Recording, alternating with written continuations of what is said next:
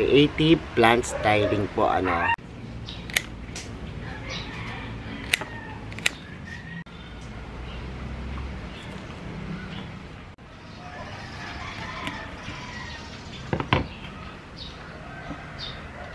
So, ito na po yung ating ginawang finished product ng ating... Hello everyone! This is Sir Misunapi ni Dino Park and Eco Garden and welcome back sa ating YouTube channel. And for today's video, ano nga ba pag-uusapan natin? Garden ideas naman po tayo ngayon, ano? Creative plant styling po, ano?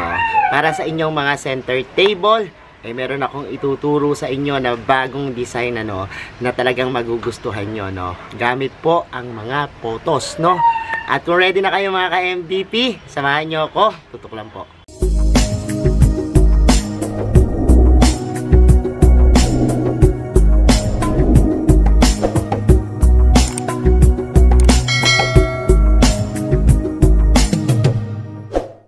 And we're back mga ka-MVP. Ito na nga po, papakita ko na sa inyo, no, yung ating napakagandang centerpiece arrangement, ano. Gamit po ang iba't ibang klaseng varieties ng photos, ano. Yan. Makikita nyo mamaya kung ano-ano yung mga nilagay natin dyan, ano. Pero ito po, napakaganda kasi kapag maglalagay kayo ng photo sa inyong bahay, napakagandang benepisyo, no? Dahil nag-absorb ito ng iba't ibang toxin sa hangin at the same time po, mas napapaganda pa yung inyong paligid, ano? At ito, maswerte din po yung halamang photos dahil tinuturing sila as money plants, ano?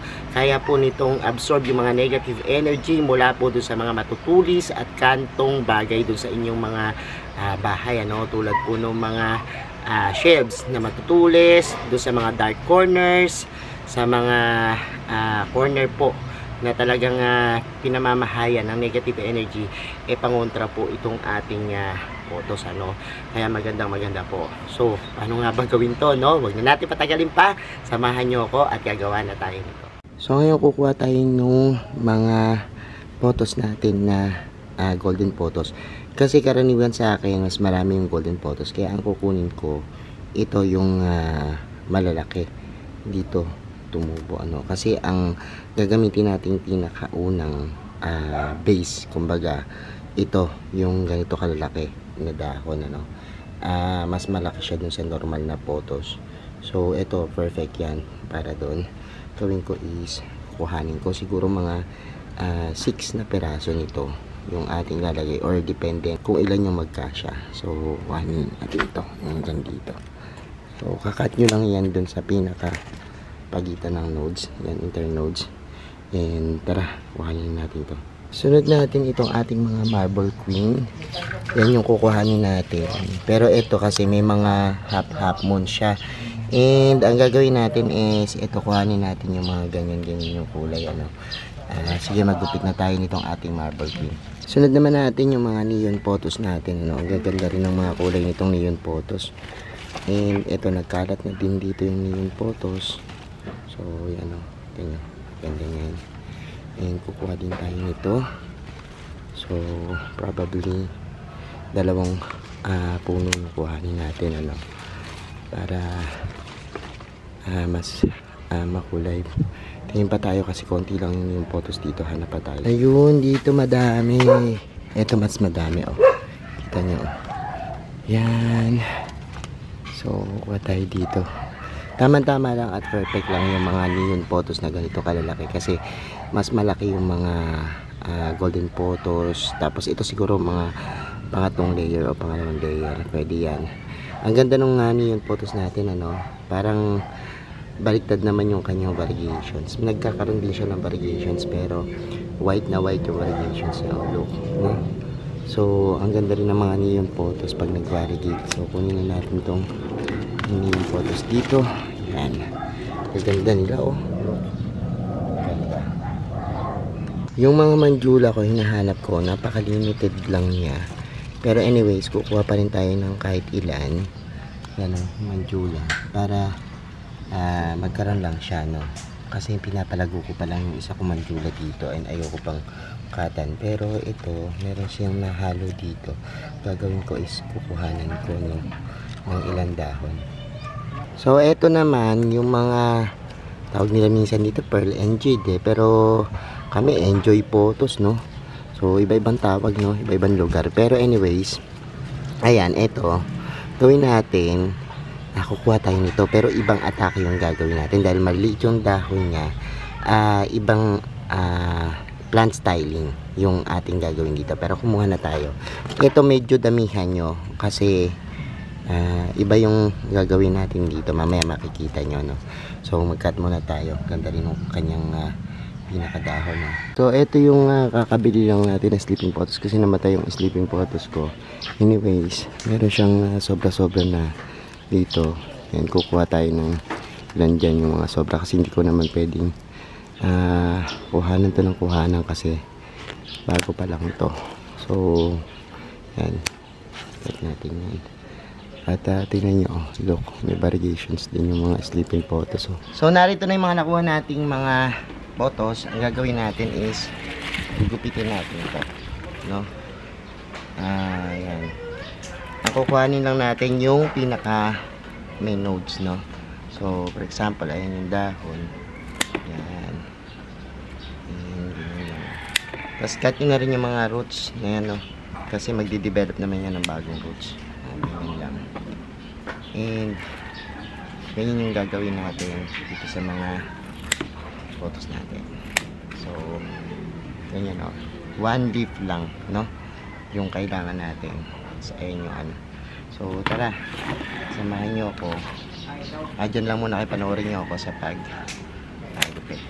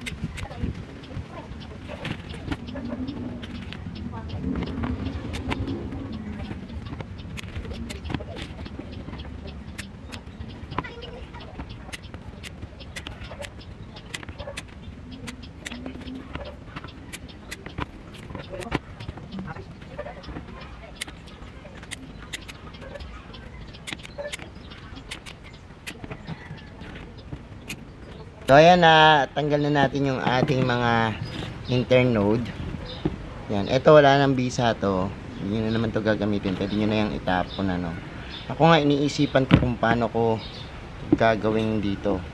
Sayang naman. Pero pwede to kung gusto nyo, patuyuin nyo tapos ihalo nyo sa lupa. Pwede siyang magsilbing parang fertilizer na rin. Or pwede nyo isama sa compost, ano.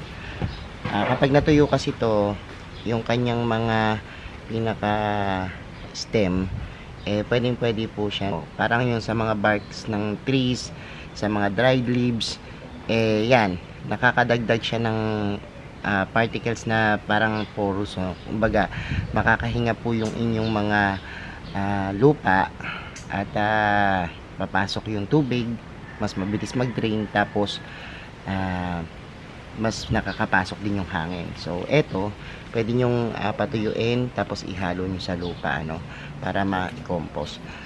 And ito naman, pagdating do sa ating mga yan, Enjoy, dahil sila ay maliliit, ang gagawin natin dito is yan, pwedeng tatlo-tatlo yung gamitin natin, no?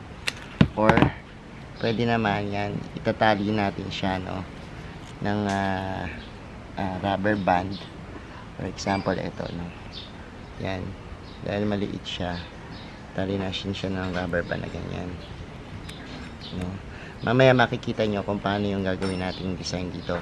Mga 3 puno lang yan, yung pagsamahin nyo, or 4, or pwede rin kayong gumamit ng, instead of rubber band, ito yung ating wire, no, na laging ginagamit. Mas madali ito kasi nakukurba ka agad. Talian nyo lang siyang ganyan, tapos yan, pwede nyo siyang ganyan.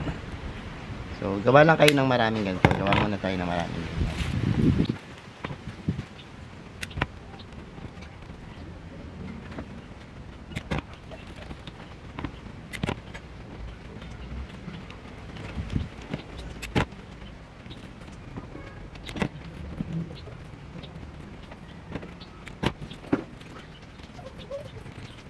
So, ito naman mga pinagduluhan natin.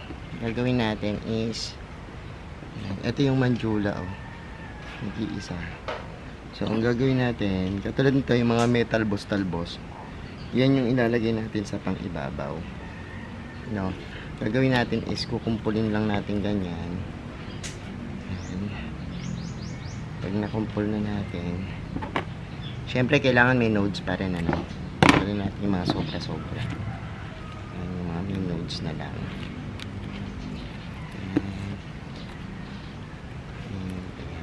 Pag nakumpul na natin ganyan, tatalian lang uli natin siya ng wire, no? Tatalian natin to. Yan. Medyo ikitan lang natin siya.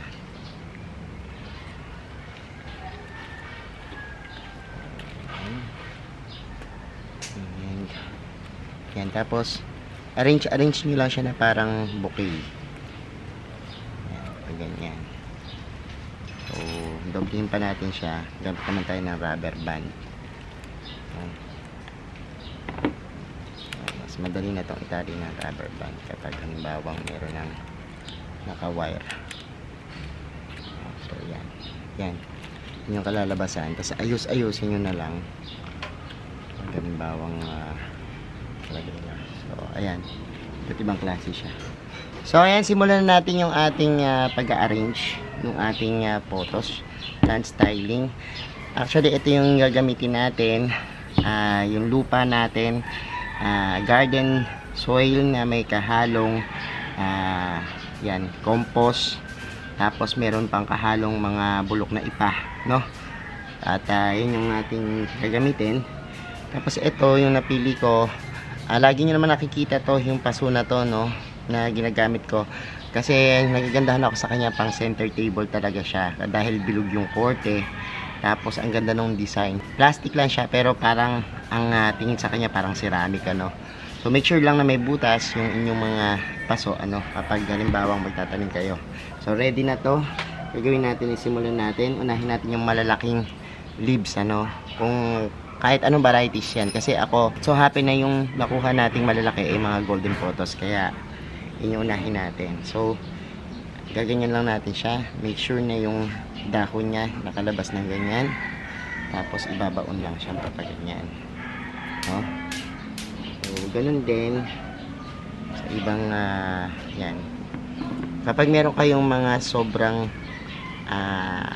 yan, roots, cut nyo na, tutubuan naman yun ng roots, eh, no? So ganun lang ang style, nakalabas siyang ganyan. Pain lang natin. Tapos ibabaon nyo lang yung kanyang mga extended na stem, no? Pero make sure na yung nodes talaga nakabaon, ano, para maganda. So yan, kabit muna natin yung ating mga golden photos.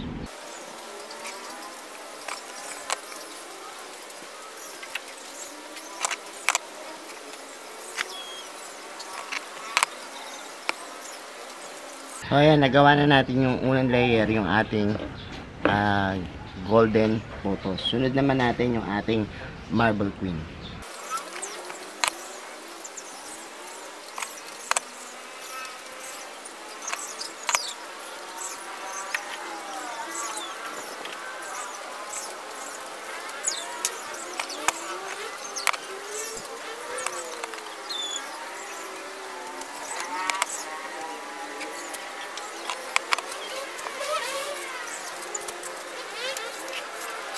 So, ito naman yung second layer natin, yung marble queen.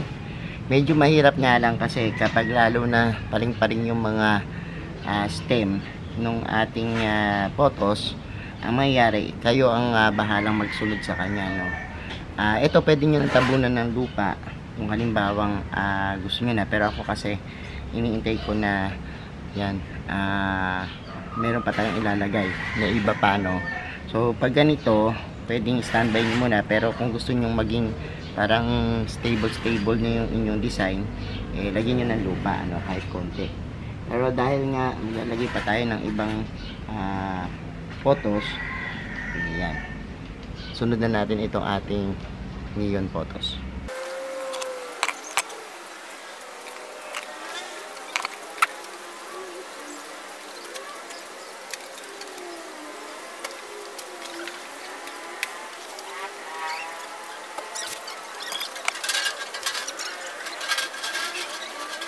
So, eto na yung itsura nung nalagay na natin yung ating neon photos.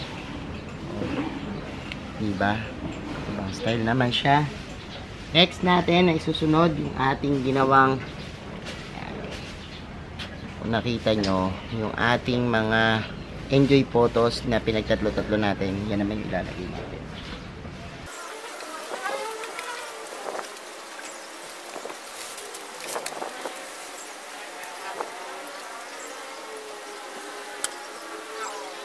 So, isama na rin natin tong ating Shangri-La o sleeping photos. Lagay na rin natin yan.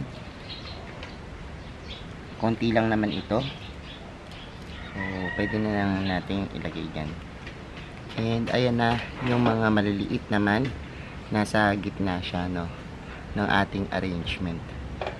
So, ayun naman, tatabunan muna natin siya ng lupa. Kasi, merong ilan na umangat na dahil nagsanib-sanib na yung mga nodes. Ang gagawin ko is tatabunan muna natin ang lupa. So lalagyan natin ang lupa para yan, mabaon yung mga nodes na naangat o yung mga hindi umabot dun sa pinaka-design, kasi meron dito mga nakaangat. So kailangan mabaon siya. So kapag medyo sa tingin nyo hindi na gumagalaw-galaw, ayan, tulad nito, stable na yung pagkakaano sa kanya, pwede nyo nang tigilan. Pero pag sa tingin nyo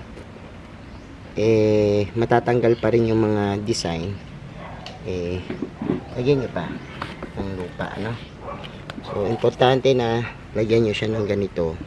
And ngayon lalagyan na natin yung pinale, no? Ito yung ginawa nating bouquet na halo-halo na, no? Ito yung mga parang talbos niya. So, ang gagawin nyo is bubutasan nyo lang siya sa gitna. So, ingat-ingat, dahan-dahan sa pagbutas. Kasi baka mamaya sumama yung mga ibang pinaka halaman, ano? So, ang gagawin natin is yan, pag may butas na yan, tutusok lang natin to.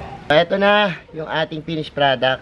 Pakita ko sa inyo ng mas malapitan, ano, para yan, makita nyo yung detalye ng ating ginawang arrangement. So, ito na po yung ating ginawang finished product ng ating centerpiece arrangement. Yung plant styling natin, gamit po ang iba't ibang varieties ng photos, no? Kaya yung iba po na napakadami nyo ng photos at wala kayong malamang gawin dyan, pwede nyo pong itry yung ganitong idea, no? Para po, iba naman sa paningin, no? Kita nyo, pag pinaghalo-halo sila, ang ganda nung kanilang mga itsura, no? Actually, nakagawa na po tayo nung ganito, yung mga plain lang, ano? Pwede nyo pong balikan sa ating YouTube channel. Search nyo lang po yung centerpiece arrangement natin para sa marble photos, tsaka po sa golden photos, ano? Dyan sa ating mga videos, ano. So yan po, makita nyo ang ganda ng pagkakahalo-halo, ang ganda ng kulay, at kita nyo, no, may kakaibang dating, lakas maka-attract, no. So yan po, pwede nyo gayahin, ano, itry nyo po yan. So ayan mga ka-FDP, napanood nyo na po yung paggawa natin itong centerpiece arrangement gamit ang mixed varieties ng ating mga photos. And ito po, one way rin po para makapagpadami kayo, no? Kung kayo yung mga taong nagkolekta na ng ba't ibang klaseng photos, tapos biglang yumabong, dumami, at hindi nyo na alam gagawin, pwede nyo pong itry ito, no? Maganda pong idea. Ayan. Thank you so much sa inyong panonood mga ka-MDP. Salamat po sa lahat na nagla-like, nag-share, at nagko-comment sa ating mga videos. Sa mga hindi pa po nagsasubscribe sa ating YouTube channel, kung bet na bet yung pigantong usapan, plants and gardening, mag-subscribe na po kayo, no? Huwag nyo po kalimutang i-hit yung notification bell para laging updated sa aming latest uploads. Pati po sa iba't iba nating social media accounts, sa ating TikTok, Instagram, Facebook pages. Search nyo lang po Her Misunaho or Mini Dino Park and Eco Garden. Makikita nyo na yan. Salamat ng maraming mga ka-MDP. And this is Her Misunaho. Nagsasabi sa inyo ng happy planting. Bye-bye!